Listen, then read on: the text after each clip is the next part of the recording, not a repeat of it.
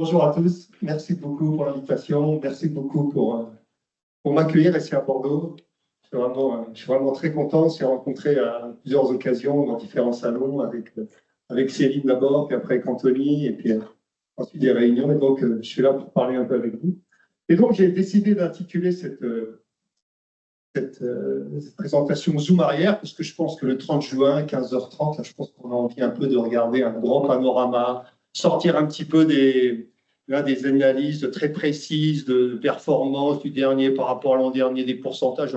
Moi, ce que je vous propose, c'est de prendre du recul. Donc moi, je m'appelle Jean-Claude Razel, je suis professeur de transition écologique à l'ESCP et à HEC, je suis guide de montagne, et puis j'ai fait toute ma carrière dans le tourisme d'aventure. J'avais une entreprise d'activité d'eau vive et de technique verticale. Donc j'étais un petit peu les mains dans le cambouis, comme je dirais, dans l'opération touristique. Et puis aujourd'hui, j'ai décidé de passer à la transmission. Donc, zoom arrière, ça veut dire voilà, prendre du recul. Donc, installez-vous bien dans vos fauteuils, là, tranquillement. Et puis, on va commencer. Voilà. Je pense qu'on ne peut pas faire un plus grand zoom arrière que celui-là pour démarrer.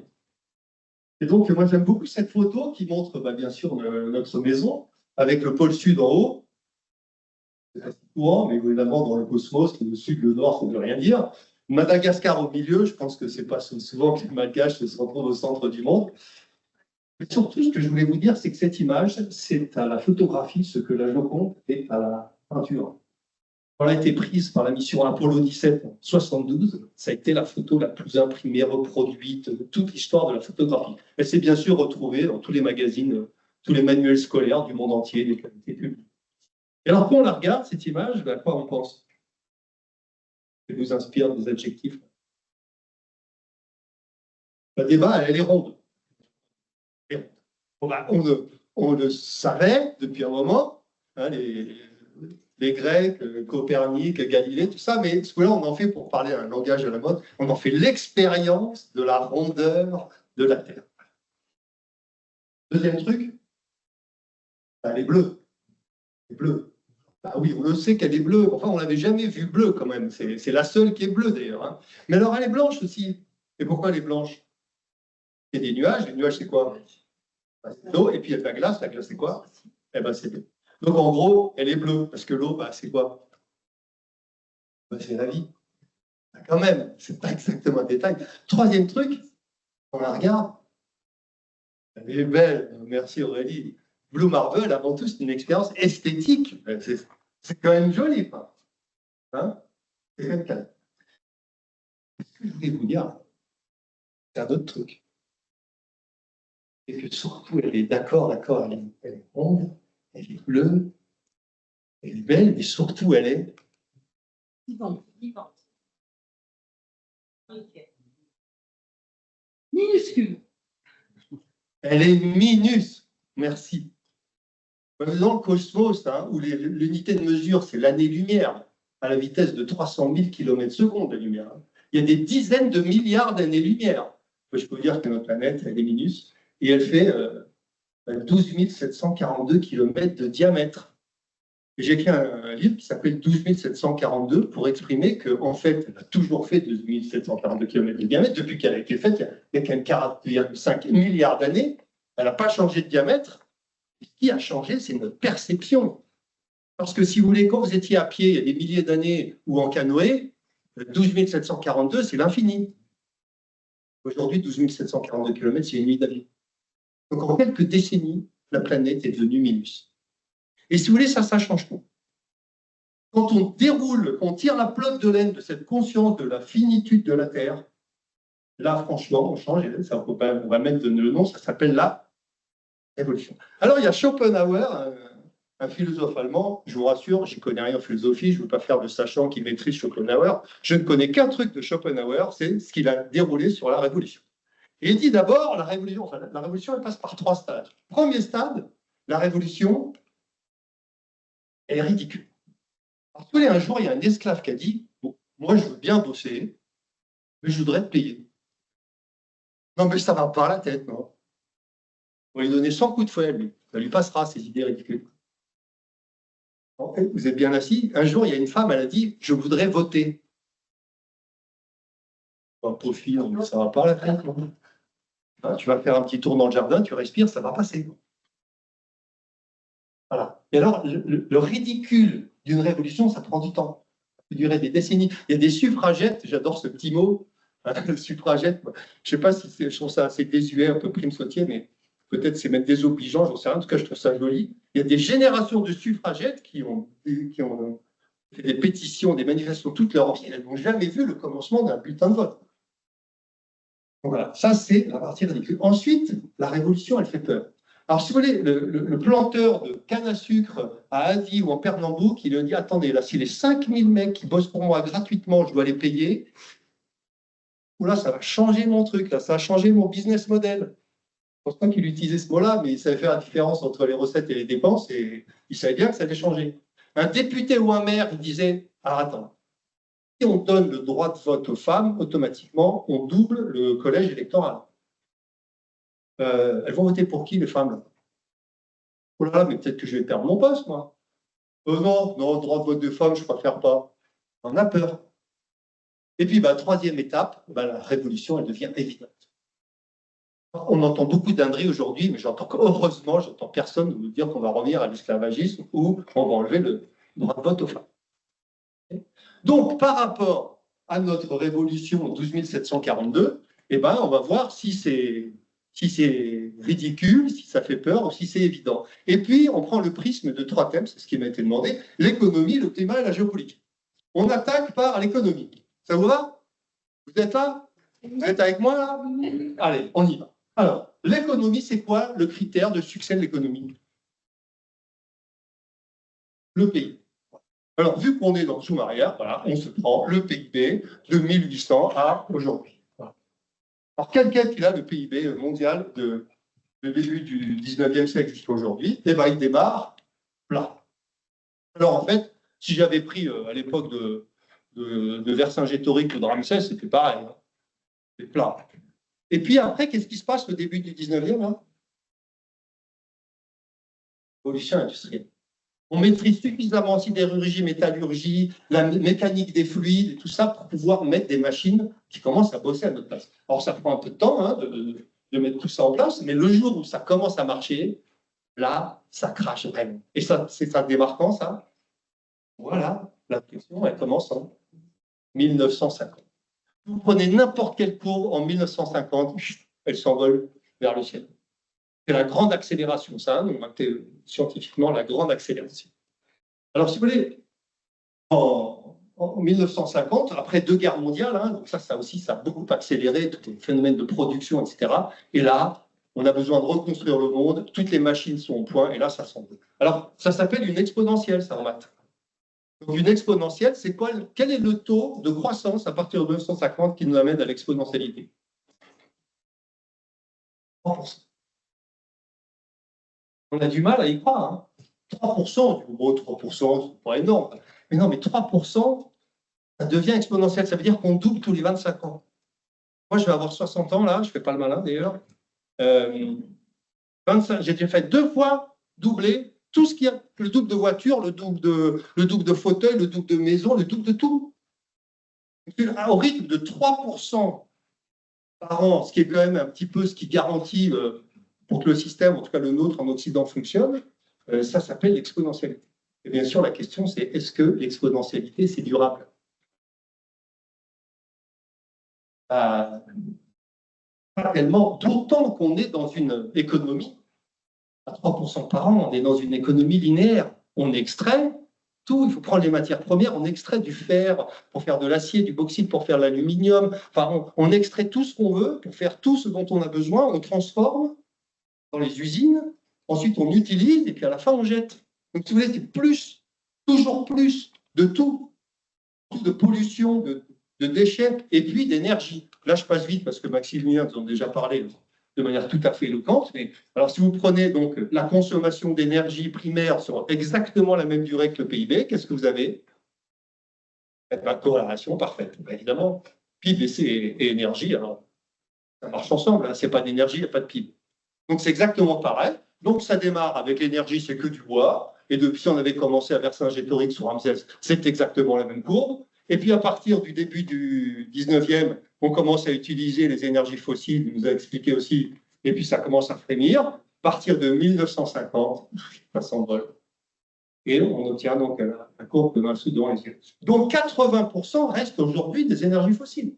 On a fait des efforts énormes sur le renouvelable, surtout la Chine, très bien expliqué. Mais aujourd'hui, on reste quand même à 80% d'énergie fossile, dont on sait que quand on la brûle, ça fait un petit peu de CO2 dans l'atmosphère, et puis on va y voir. Donc là, je prends depuis 1950, donc je vais très vite, hein, parce que là, je fais un peu comme je dis, zoom arrière, hein, je ne rentre pas dans le détail. Mais sous les 30 glorieuses, depuis la guerre jusqu'au choc pétrolier, ben, en fait, c'est une période, il ne faut quand même pas l'oublier, d'incroyable amélioration des conditions de vie sur Terre. Il y a 300 ans, là, aujourd'hui, lundi après-midi, 15h30, nous tous, là, on serait où? On ne serait pas là, ouais, Schopenhauer, ouais, grande accélération. Non, on serait dans les champs en train de faire pousser des patates. Ah, quand même, la vie s'est améliorée. On ne va quand même pas non plus taper la tête sur le mur toute la journée en disant, ouais, on fait que des bêtises, on fait n'importe quoi. Ben non, on a utilisé des progrès pour pouvoir améliorer nos conditions de vie. Et quand même, on a bien fait les choses. J'ai même envie de dire qu'on est victime, en fait, de notre succès. C'est notre manière de voir. Alors, qu'est-ce qui s'est passé pendant les 30 glorieuses? Émergence de la classe moyenne, le moteur de la croissance. Ensuite, la consommation exponentielle, c'est le carburant de la croissance. Et puis alors, une explosion démographique. Neutre. Alors, quand même, quand on voit là la courbe de la population mondiale, à nouveau zoom arrière, alors là, si ce n'est pas de l'exponentialité, je ne sais pas. Alors, si vous voulez, en l'an zéro, on est 190 millions d'habitants sur Terre. Moins que le Brésil, aujourd'hui. Le premier milliard, 1803. Il a fallu 300 000 ans, parce que nous, sapiens, nous tous là, ça fait 300 000 ans qu'on a débarqué sur Blue Marine. Donc, si vous voulez, il a fallu 300 000 ans pour arriver à 1 milliard d'habitants. Il a fallu 219 ans pour arriver à 8. Donc, si vous voulez, en termes d'exponentialité, ben oui, la croissance, elle est là aussi, évidemment. Donc ça, c'est les 30 glorieuses. Après les 30 glorieuses, ben, on a ce que j'appelle les 30 globales. Ça démarre à la chute du mur de Berlin et ça termine au... Comment il s'appelle ce truc-là? D'arriver en 2019, là, enfin... Le truc, on est tous restés à la maison, j'ai toujours son nom, là. Comment il s'appelle? Le coco. Ah, le coco, voilà, jusqu'au coco. Voilà, bon, alors là, il se passe un truc assez contradictoire, c'est que dans les pays émergents, pour résumer les BRICS, il y a explosion de la classe moyenne, et donc de la consommation et de la croissance, c'était leur moteur. En revanche, dans les pays développés, c'est le contraire. La classe moyenne, elle perd de sa superbe. Donc chez nous, on a un petit problème de croissance par paupérisation de la classe moyenne. Et puis, il y a une forte désaccélération démographique. Alors, la population, elle continue à croître, vous allez voir sur ce graphique, elle continue à croître, c'est la courbe en vert, mais la courbe en rouge, c'est l'accélération de la population mondiale. Et bien, vous voyez que l'année où ça a le plus augmenté, c'est 1963. Ça fait déjà 60 ans que la population mondiale est en désaccélération. On grandit moins vite. Et donc, là, les projections montrent que d'ici la fin du siècle, à peu près vers 10 milliards d'habitants, ça va commencer à descendre. Nous, on va vivre pour la première fois de l'histoire de Sapiens sur Blue Marble, la population va décroître. Après, événement, hein, on prend zoom arrière là-dessus, ça change quand même les perspectives. OK? Donc, quand on fait un zoom arrière sur l'économie, ben en fait, on constate d'abord l'exponentialité, ça ne va pas pouvoir durer pour toujours. Les piliers de la croissance. Alors, quand on dit croissance, c'est marrant, c'est croissance sous-entendu économique. Ça a tellement préempté le champ lexical, c'est évident, on parle d'économie. Et puis, infini. Alors, évidemment, elle est infinie. Il faut toujours avoir plus de croissance. On va réussir à continuer comme ça parce que les piliers, hein, que ce soit en démographie, que ce soit en consommation, classe moyenne, etc., ou bien la population, hein, c'est pas sûr que ça puisse continuer. OK? Donc, le zoom arrière sur l'économie, c'est ça. Ensuite, on passe zoom arrière sur le climat. C'est bien, je suis dans mes temps. Alors, zoom arrière sur le climat, quand on parle de climat, on parle de réchauffement, je pense que je n'ai pas besoin de faire très simple. Et quand on parle de réchauffement, en fait, on parle d'effet de serre. Alors, l'effet de serre, c'est quoi? C'est un phénomène totalement naturel. Là aussi, il faut arrêter de se taper la tête contre le mur. L'effet de serre, c'est naturel. En fait, il y a toute la chaleur qui vient du soleil, une grande partie retourne dans l'espace, il y en a une partie qui est capturée par l'atmosphère. une fine pellicouche. Le principal gaz à effet de serre, c'est la vapeur d'eau. C'est pour ça que sur la photo de Blue Marble, il y a du blanc, parce qu'il y a beaucoup de vapeur d'eau en suspension. C'est le principal gaz à effet de serre, totalement naturel, et qui fait que sur Blue Marble, la température moyenne, elle est de 15 degrés. Et quand la température elle fait 15 degrés, vous savez ce que ça permet, ça? Ça permet le schnapps. Qu'est-ce que c'est le schnapps? Le truc du schnapps, c'est un truc de chimie, vous vous rappelez? La 118 éléments de la table périodique des éléments, vous vous en souvenez? C'est quoi?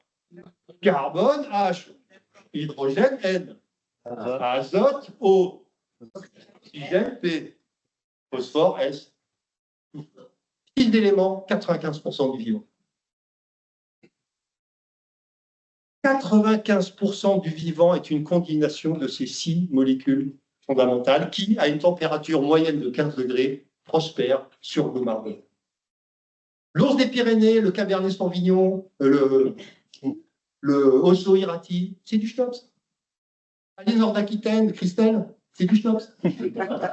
Montaigne, Montesquieu, Mauriac, c'est du schnapps. Une petite combinaison aléatoire de schnapps. Voilà. Moi, avec mes élèves, je leur raconte ça, puis la fois d'après, j'arrive encore, je leur dis « Salut, schnapps !» Parce que j'ai remarqué que la pédagogie, il faut être joyeux, sinon ça ne marche pas. Alors, prenez Mars, par exemple, atmosphère très fine, pas d'effet de serre, température moyenne, moins 50. Pas de schnapps. Vénus, atmosphère très épaisse, effet de serre très puissant, température moyenne 420 degrés, pas de schnapps. Donc, quand même, 15 degrés, ça permet la vie. C'est quand même pas totalement un détail. Alors, bien sûr, quand on augmente la quantité de gaz à effet de serre dans l'atmosphère, automatiquement, on augmente la température. Et quand on passe des décennies à balancer, à brûler des énergies fossiles qui font du CO2, mais pas que, hein, il y a aussi du méthane, du protoxyde d'azote, etc., mais je méfie. Eh bien, tout ça, ça augmente. Alors, si vous prenez la courbe de concentration de CO2 de l'atmosphère, elle a quelle tête? Une exponentielle, grande accélération en 1950. C'est bien, vous suivez. Ouais. Vraiment la même courbe, mais toutes les courbes sont pareilles. Et vraiment, c'est impressionnant. Alors, nos scientifiques, pour qui j'ai un immense respect, eux, ils font des calculs. Tant de gaz à effet de serre dans l'atmosphère, tant de réchauffement en plus, on le calcule, on sait très bien combien. Donc aujourd'hui, si on ne fait aucune politique, on va passer entre 4,8. Si on fait des politiques, en ce moment, on est plutôt entre 2,7 et 3,1. Les objectifs, ils sont plutôt à 2,4. Et puis, les accords de Paris, c'est 2, voire 1,5. Voilà, c'est ça qu'on voudrait. Alors là, autant j'ai beaucoup de respect pour eux, mais nos amis scientifiques, ils ont quand même, à mon avis, un truc où ils ont besoin de s'améliorer, c'est en pédas. Parce que si vous voulez, quand on vous dit 1,5 ou 2 degrés de plus, vous souviez-t-il 2 degrés, 5 degrés de plus, qu'est-ce qu'on fait? On met un manteau, on enlève un manteau, on prend un parapluie, enfin, c'est pas un sujet. Mais là, vous parlez de quoi? Pardon. Oui, non, je me suis emballé, mais là, on parle de météo. Mais moi, je ne vous parle pas de météo, je vous parle de climat. Le climat, c'est la température moyenne sur toute la planète pendant une longue durée. C'est pas pareil que la température demain à Mont-de-Marsan ou à Bergerac. C'est pareil. Aurélie, c'était quoi la dernière note à ta dernière dictée? 19,5, excellent élève. Bon, mais ça, c'est la note d'Aurélie à sa dernière dictée à l'école. Mais ce n'est pas la même information que toutes les notes de tous les élèves sur toutes les planètes pendant toute leur scolarité, dans toutes les matières. Ce n'est pas la même chose. Donc là, il faut le débat entre météo et climat est simple. D'ailleurs, j'ai une petite pirouette pédagogique à vous filer. La planète, c'est comme le corps humain. Le corps humain, il a combien? 37. Vous rajoutez 2 degrés, 39, ça ne fonctionne plus. Si ce matin, vous étiez arrivé avec 2 degrés de plus, vous étiez dans le fond de votre lit avec un comprimé, une bouteille d'eau, en attendant que ça se passe. D'accord, ça ne marche pas. 2 degrés de plus, ça ne marche pas.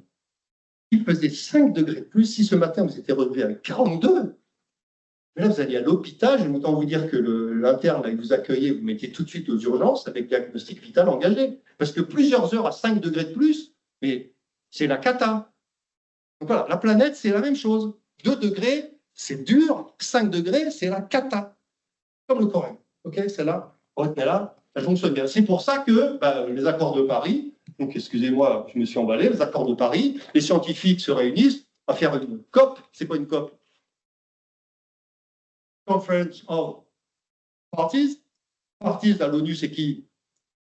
C'est des pays, on réunit ça 92 pays, et puis on se met d'accord. Alors, c'est pas facile, comme le disait Maximilien, parce que tout le monde n'a pas la même réalité, mais enfin, ils réussissent quand même à signer un accord en disant on va essayer de limiter l'augmentation des températures de idéalement 1,5, maximum 2, d'ici 2100, en comparaison aux températures pré-révolution industrielle. Ça, si on résume clairement, simplement, pédagogiquement, c'est comme ça. OK? Donc, le climat, c'est une chose, la météo, c'est autre chose. Alors, quand on parle de climat, eh ben moi, en fait, si je fais un zoom arrière sur le climat, en fait, je vais vous parler de frontières planétaires. Alors, on parle souvent de limites planétaires, mais en anglais, c'est planetary boundaries. Et je trouve que, surtout dans le tourisme, parler de frontières, c'est plus parlant. Alors, si vous voulez, quand on veut parler, j'essaie d'être pédagogique sur de quoi parle-t-on quand on parle des frontières planétaires, mais en fait, on va se poser la question de quoi on a besoin pour vivre. On a besoin de quoi? D'eau. L'eau, c'est l'hydrosphère. On a besoin d'eau. L'eau, c'est la vie. H2O, c'est un schnopp, ça. Parfois solide, parfois liquide, parfois gazeuse. On connaît. Mais ça, sans eau, il n'y a pas de vie. Donc, on a besoin d'eau. Voilà. Donc, ça, forcément, quand on parle de frontières planétaires, de trucs fondamentaux, il y aura l'eau. Deuxième truc, c'est la biosphère. La biosphère, c'est qui? C'est les schnapps. Bien sûr, c'est tous les vivants, toute la grande tribu des vivants, végétaux, animaux, champignons, bactéries, tout ça, c'est tous les règnes du vivant. Et eux, c'est des schnapps. Et ils sont là. Et puis, il y a des services écosystémiques. Quand même, la pollinisation, c'est la reproduction du monde végétal. Je ne vous parle pas de détails, quand même. Je parle de photosynthèse. C'est quoi la photosynthèse? Rappelez-vous, l'SVT, zoom arrière sur votre époque au SVT. C'est la transformation. Les végétaux ont la capacité d'absorber du CO2, c'est quand même pas négligeable par les temps qui courent, et ils rejettent du O2, ce qui nous permet de respirer. Ce qui reste, le carbone capturé. Ah ouais, quand même. C'est quand même pas mal. Les forêts, ça vous capte du carbone, ça vous laisse de l'oxygène. On va planter des arbres, s'il vous plaît, là. On arrête de déforester, peut-être. Vous voulez vous déforester l'Amazonie, par exemple, qu'on appelle le poumon de la planète. Quand vous brûlez un arbre, si vous voulez, le carbone qui a été stocké pendant des décennies par la magie de la photosynthèse, il est libéré en quelques heures, et l'arbre qui est capté du CO2, il n'est plus là, il n'en capte plus. Double peine, la déforestation. Donc voilà, la biosphère, les l'usage des sols, c'est forcément. Bon, et puis l'atmosphère, on en a parlé, donc là, tout ce qu'il y a dans l'atmosphère, et puis les gaz à effet de serre, c'est le sujet. Et puis, ce qu'on appelle la pédosphère, la pédosphère, c'est la composition des sols. N, azote, P, phosphore, voilà, qui est le cas aussi, le potassium. Nos amis qui font des engrais parlent toujours en NPK. Vous avez entendu parler de ça. Le NPK, c'est des pourcentages. Bon, alors, les scientifiques, ils ont pris ça. On a besoin de ça pour vivre. Alors, ils disent, voilà, en fait, voilà, à la Terre, il y a une zone, quand c'est vert, on est dans la sécurité. Quand on passe du vert, on va dans l'orange ou dans le rouge, on n'est plus dans la sécurité. Alors, le climat, boum, concentration de CO2, là, on est sorti de la limite. Et puis, forçage radiatif, c'est l'histoire de différentiel d'énergie à la surface de la Terre. Pas la peine de rentrer dans le détail. Voilà.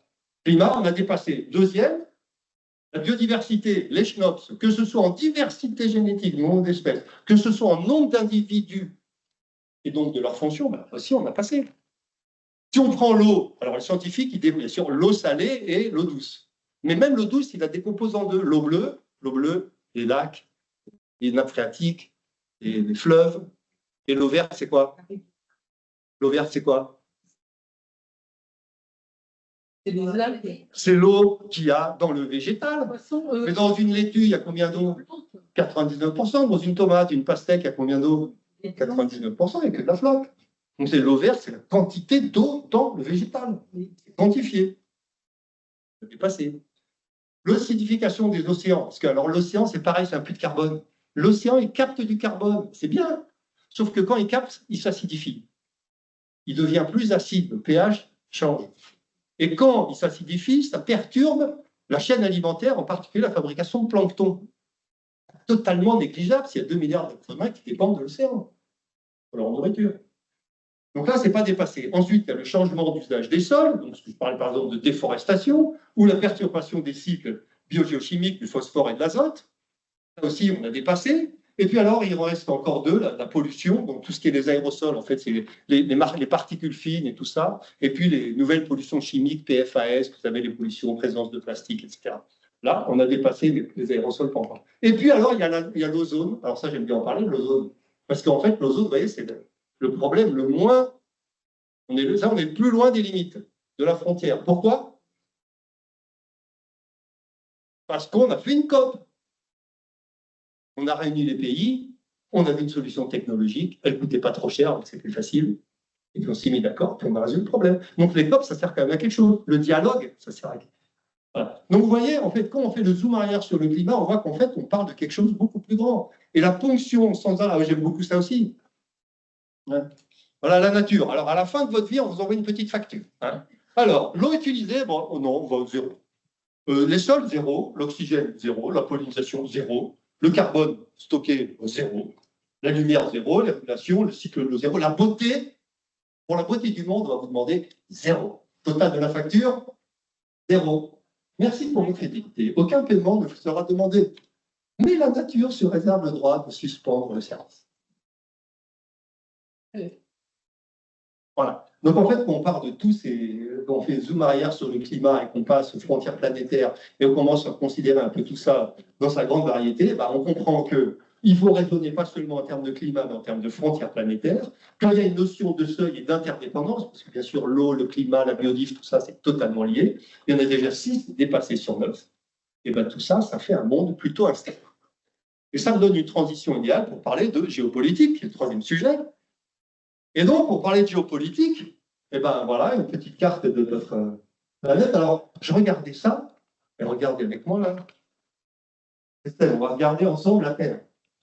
Mais c'est quoi le centre du monde? Bah ouais. C'est pas vrai. Alors, j'ai regardé sur la carte, c'est un village qui s'appelle Ouchac et Parentis, au bord de l'Estrigon. Vous voyez où c'est ça? Ça, c'est le centre du monde. J'ai regardé sur la carte, j'ai fait les mesures. C'est juste à côté de... pas très loin de Mont-de-Marsan. Voilà. C'est là, le centre du monde, c'est là, c'est en Nouvelle-Zélande. Comme quoi, petit pour la Évidemment, personne ici n'en doute. Alors, bon, ben, je vais faire une petite analyse rapide géopolitique. Alors, je vais démarrer par ce qui se passe en ce moment. C'est ce que j'appelle le retour des impérialistes. Alors, on a d'abord les Américains. C'est évidemment l'empire du XXe siècle. Énorme, insolente domination militaire, grande domination économique, grande domination monétaire. Mais alors, il se passe un truc, les Américains, c'est qu'ils doutent. Un très mauvais coiffeur. Ils ont un mauvais coiffeur, et puis ils disent qu'ils veulent être great again. Mais quand vous êtes great again, c'est que vous pensez que vous n'êtes plus great any longer. Hein? Donc en fait, il y a suffisamment d'Américains. Celui qui est là, comment il s'appelle déjà? Son nom, j'arrive pas à voir. Ah, j'arrive pas. Je n'en parle pas souvent. Bref, lui, il ne doute pas, je pense. Mais alors, les gens qui votent pour lui, c'est des gens qui doutent de la puissance américaine. Ils ont le blues, la nostalgie de leur grande puissance. C'est quand même étonnant. Bon, on ne va pas expliquer ça pour ça aujourd'hui, essayer de comprendre, c'est compliqué. Mais bref. Les Chinois, eux, ils ne doutent pas. Alors eux, on ne les sent pas douter. Alors quand j'ai étudié ça, parce que j'ai fait des petites études là, pour faire cette présentation, et alors je suis tombé à un truc, ça s'appelle Banyuan Guoxi. Alors aussi, je ne veux pas le gars qui maîtrise le mandarin. Hein, pas du tout. Je connais que 2 mots en mandarin, c'est Banyuan Guoxi. Ça veut dire quoi en mandarin? Ça veut dire le siècle des humiliations.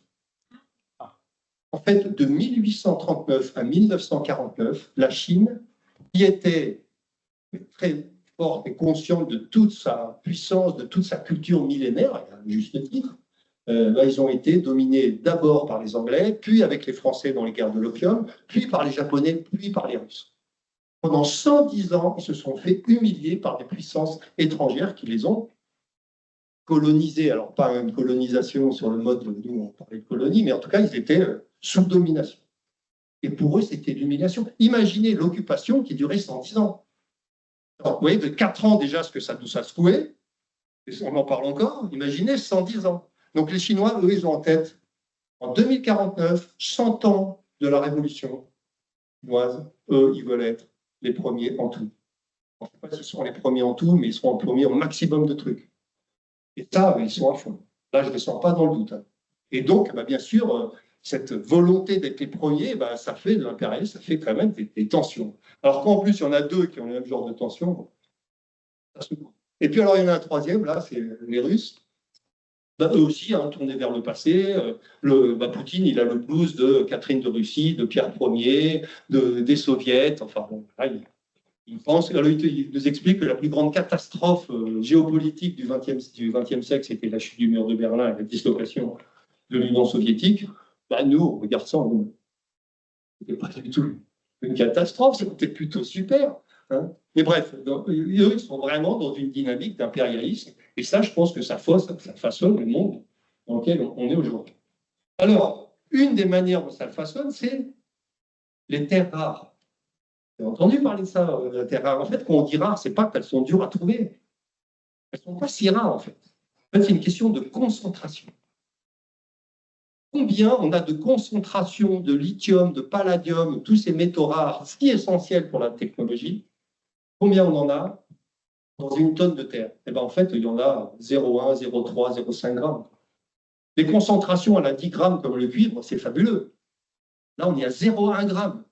Il faut remuer des quantités de terre phénoménales pour en obtenir et c'est devenu stratégique. Alors évidemment, les Américains disent, nous, le Canada, chez nous, le Canada, 51e État. Le Groenland, bon, là, il y a 2-3 Esquimaux, Inuits, là, qui font des glaçons, on va s'occuper d'eux, on va leur amener des trucs, on va leur faire un beau petit programme immobilier, un bon petit resort, des bons petits igloos, comme il faut, avec air conditionné.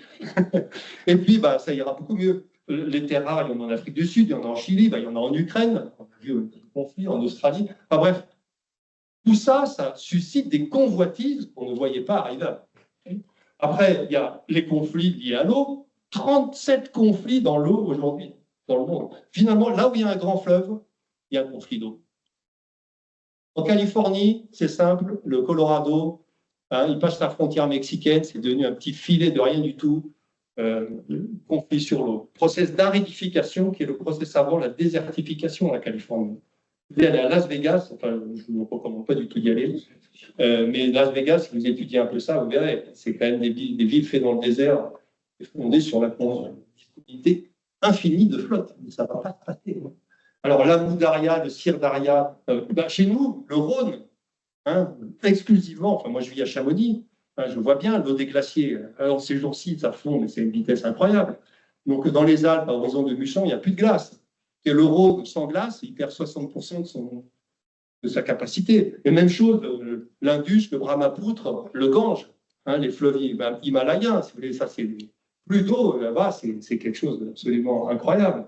Donc, le Jourdain, la frontière entre la Jordanie et Israël, le Nil, parce que le Nil, il naît en Soudan du Sud, il traverse le Soudan, et après il arrive en Égypte. Je veux dire que les Égyptiens, la quantité d'eau qui passe la frontière, ils regardent ça, mais ça rigole pas du tout. Hein. Ils sont tous hyper taquets sur le sujet, et c'est normal. Donc tout ce qui est l'eau, et puis il en a parlé très bien, Maximilien, au niveau des conflits d'usage. Et puis tous les conflits néo-religieux, bon là je ne m'étends pas, Palestine, Israël, Liban, Syrie, tout le Sahel, le Pakistan et l'Inde, il n'y a pas si longtemps encore. Alors, quand même, ça fait des influences sur les décisions de voyage en particulier. Moi, je connais bien la Jordanie, un petit peu l'Égypte. Quand on est quand même à Abu Simbel ou à Petra, on est quand même loin de Gaza. Mais il n'y a pas de touristes, ils n'y vont pas, les gens. Le risque, il n'est pas seulement là où il y a le conflit, il y a une espèce de phénomène d'onde, de répercussion du conflit. En fait, donc, ouais, ça a des conséquences assez importantes, tout ça. L'Inde, le Pakistan, moi, je pense qu'au mois de janvier-février, mes amis qui ont des boîtes de trek au Ladakh, mais il n'y a personne pour l'été. Le conflit était à côté. Ils ont tout annulé. Alors, il y en a quelques courageux, moi j'en ferais plutôt partie de ceux-là, qui diraient il y a eu la bombe, il n'y aura plus personne, j'y vais au courant. Ils ont fait la paix, j'y vais. Alors, des gens, ils ne raisonnent pas comme ça, ils n'y vont pas. L'odéo tribal, voilà, les Kurdes, la Libye disloquée depuis la chute de Kadhafi, le Soudan, etc. Bref. Et puis, toutes les insécurités liées à la drogue. J'ai vécu longtemps au Brésil. Le Brésil, c'est un pays qui a une réputation d'être un pays super dangereux. En réalité, ce n'est pas exactement ça. Mais moi, dans les activités nature-aventure, hein, j'ai étudié la gestion de risque que je connais bien. Il y a une chose, c'est le risque, et l'autre chose, c'est la perception du risque. Ce n'est pas la même chose. Et donc là, il y en a une perception de risque, donc on veut moins y aller. Donc en gros, on est quand même sur un monde. Alors il y a quand même un territoire. Il y a quand même un territoire. Pas plus que la France, l'Europe.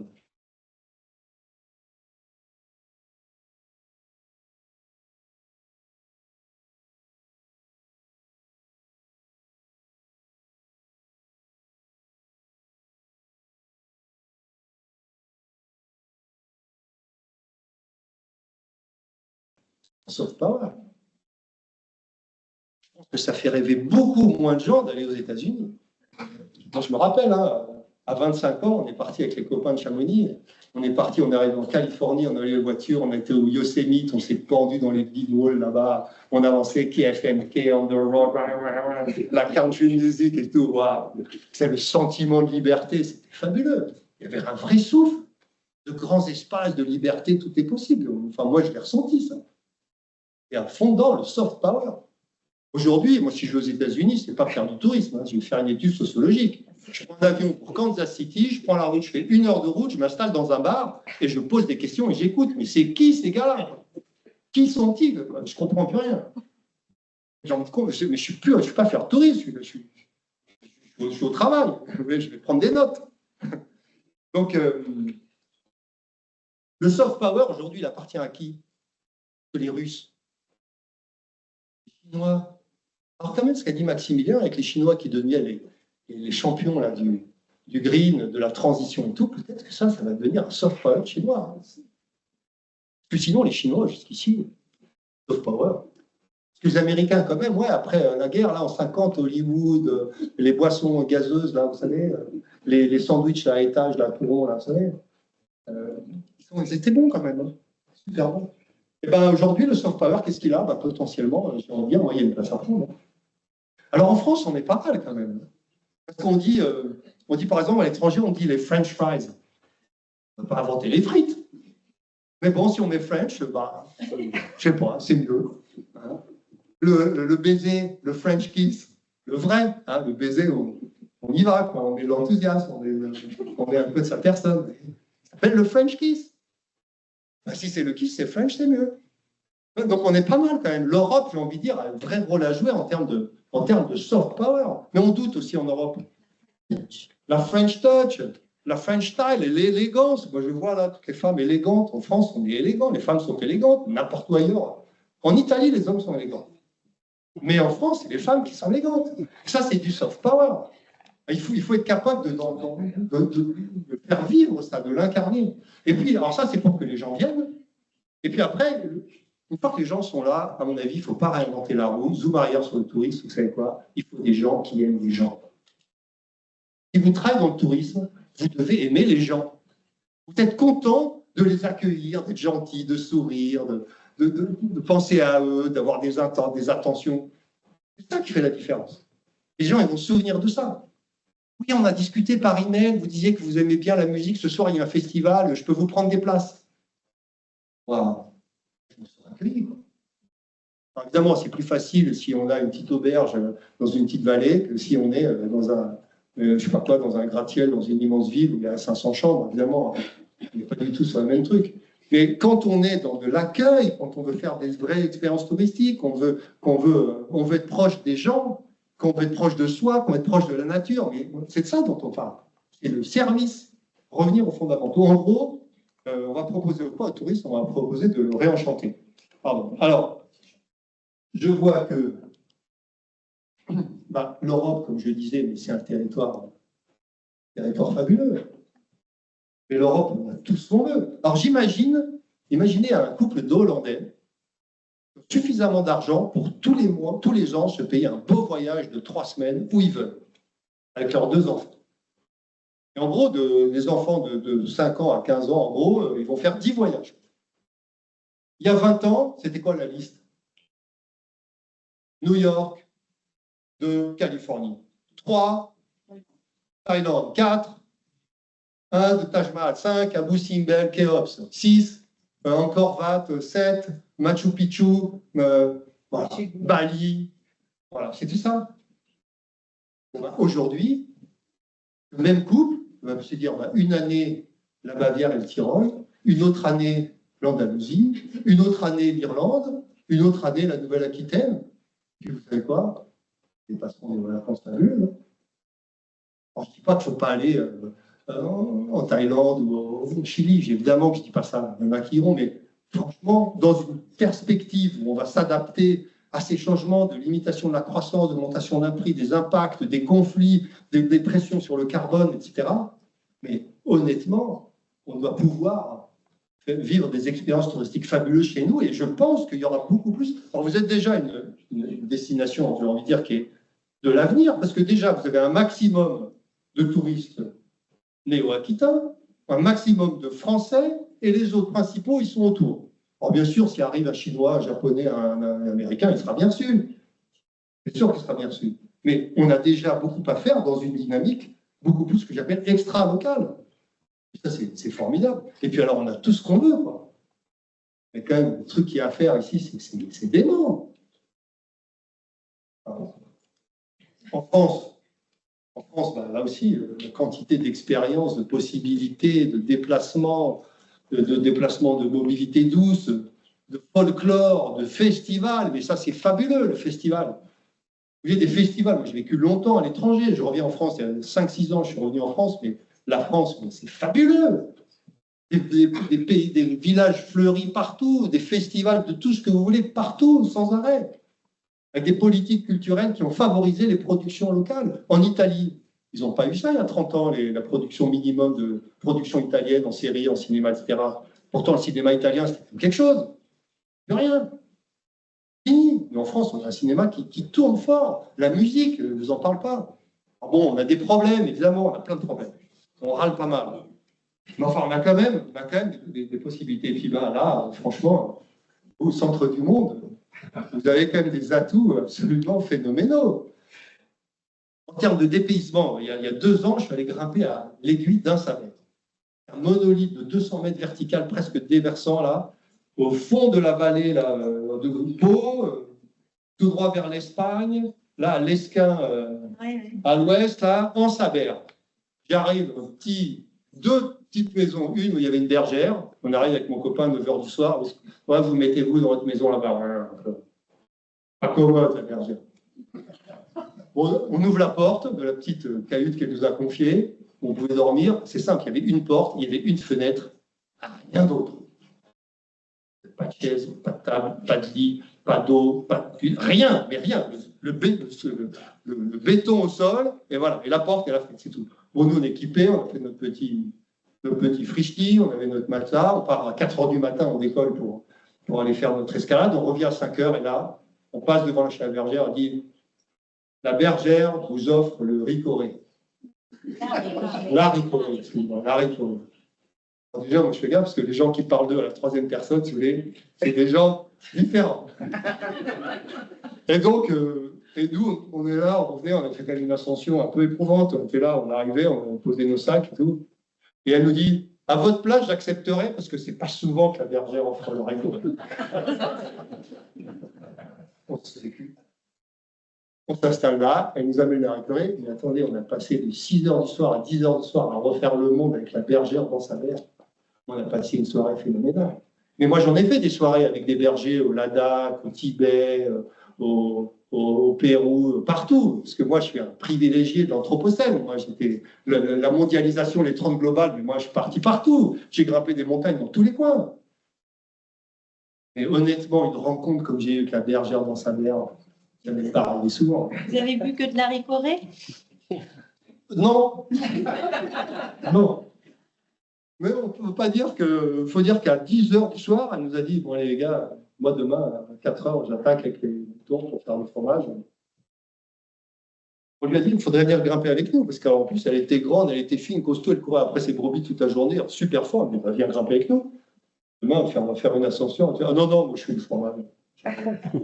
Mais on a passé, déjà, on parlait la même langue, alors que au fin fond du Tibet, sur les bergers, au bout d'un moment, la discussion.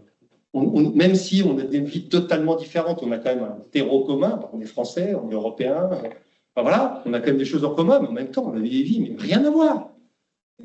Mais bien sûr, c'est super d'aller au bout du monde, mais chez nous, il y a des trucs, des rencontres fabuleuses à faire. Fabuleuses à faire. Moi, je vois des gens, j'ai fait une photo du varan de Komodo, il est capable de donner le nom d'un oiseau dans son jardin. Voilà, il faut un peu de bon sens. Un peu de bon sens, parce qu'il ne faut pas le dire. Moi, je vais me faire casser les genoux. J'ai une saison de guide à Chamonix à faire, je veux dire, j'ai besoin de mes... Bon, je l'ai déjà évoqué, vous l'avez déjà rappelé, on ne vend pas ce que le tourisme veut. On vend ce dont la destination a besoin. Je suis pile dans mes temps. Hein. Bon alors, c'est quoi les frontières du tourisme? On a vu les frontières planétaires. Le tourisme, il a des frontières. C'est quoi? Alors là, moi, il y a une dame que je respecte. C'est ma chouchoute. Je l'adore. C'est une Anglaise économiste. Elle s'appelle Kate. Et elle a inventé un truc qui s'appelle l'économie du donut. Vous avez déjà entendu parler de ça? Oui. Hein? Alors, pour ceux qui ne connaissent pas, je vais faire rapido. Kate, elle est simple. Elle aimait le bon sens. C'est rare chez les économistes. Les économistes, en fait, pour croire que le monde peut continuer à grandir sans arrêt de manière exponentielle, soit il faut être fou, soit il faut être économiste. Vous connaissez ça là-bas. Bref. Elle dit il y a les limites planétaires. Vous voyez, là, il y a les 9 limites planétaires dans le rond concentrique extérieur. Il y a les 9. Le climat, la biodiversité, l'acidification des océans, la couche d'ozone, elles sont là, les 9 limites planétaires. Et elle dit, ça, c'est le plafond. Il ne faut surtout pas qu'on passe le plafond. Mais elle dit, mais s'il y a un plafond, il y a un plancher. Et le plancher, c'est quoi? C'est les conditions minimum dignes de vie sur Terre pour Sapiens. Minimum d'eau, minimum d'emploi, minimum d'énergie, minimum de nourriture, minimum de droits, minimum de voix. C'est le minimum dont on veut. Eh bien, entre le plancher et le plafond, il y a quoi? Il y a un espace sûr pour l'humanité. Si vous voulez, il y a une économie régénératrice et distributive. La régénération, elle vient d'elle. C'est elle qui a inventé ça. C'est le rapport Meadows qui a inventé la soutenabilité. Il y a des gens qui font un marqueur. Voilà, elle fait ça. Alors moi, j'aime beaucoup cette manière de voir les choses parce que ça crée des limites. Alors les limites, tout le monde dit, mais la limite, ça c'est ça. J'ai pas de limite, moi. Moi, je veux être libre. On a tellement véhiculé ce récit individuel performant.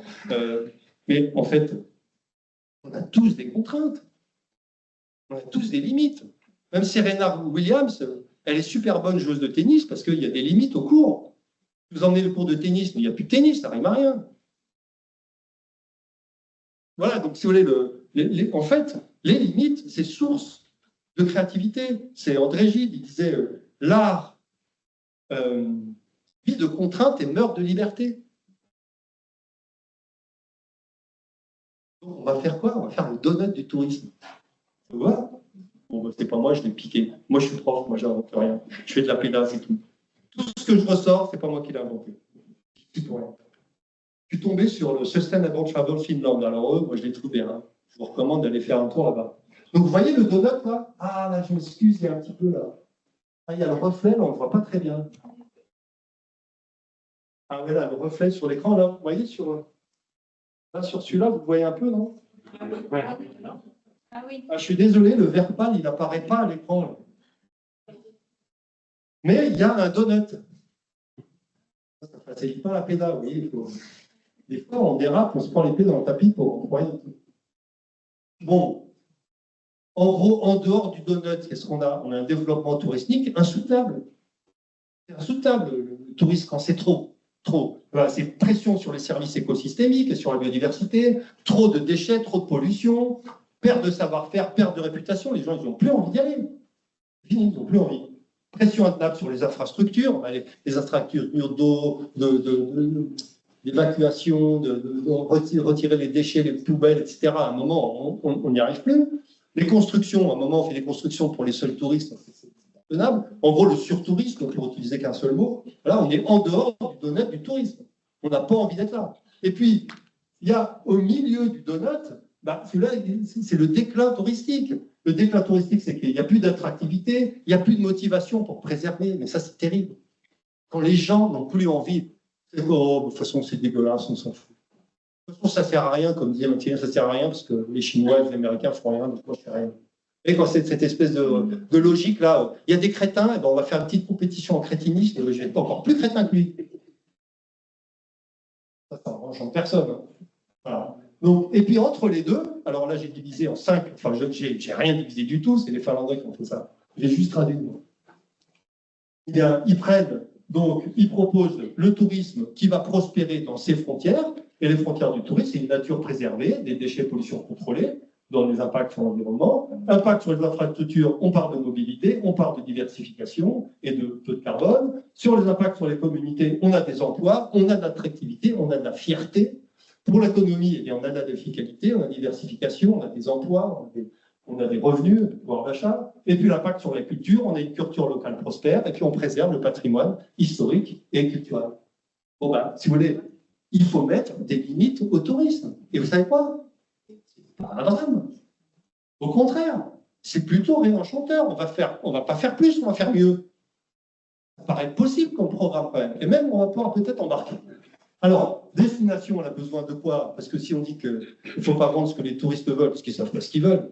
Moi, j'ai passé ma vie à expliquer aux gens qu'ils ne savaient pas ce qu'ils veulent en tourisme. Le copain, il arrive, il me dit ouais, je devrais aller faire un trekking en Patagonie, tu connais? Je connais.